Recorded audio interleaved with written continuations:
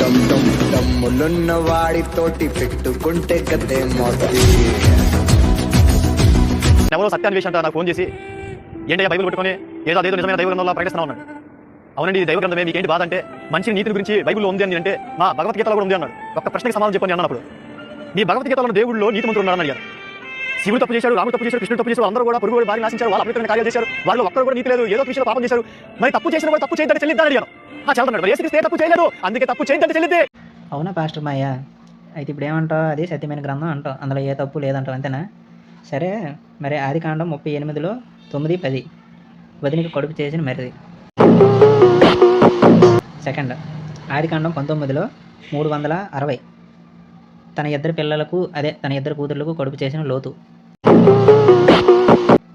ఇప్పుడు మూడోది, ఆదికాండం 38లో 15, 16 కోడలి తామరకు కడుపు చేసిన యోధ. ఇప్పుడు నాలుగోది, ఆదికాండం 20లో 12, 2 సమూయేలు 13లో 11, 14 చెల్లికి కడుపు చేసిన అబ్రహం.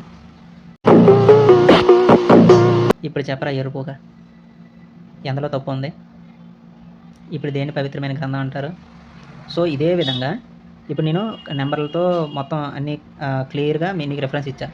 సో ఇప్పుడు రామాయణంలో కానీ, మహాభారతంలో కానీ, భగవద్గీతలో కానీ ఎక్కడ తప్పు ఉందో నువ్వు నాకు రెఫరెన్స్లతో సహా వీడియో పెట్టు, లేదా వీడియోలు చేయడం ఆపి దింగు, లేదంటే నిన్ను దింగుతాం. జై శ్రీరామ్.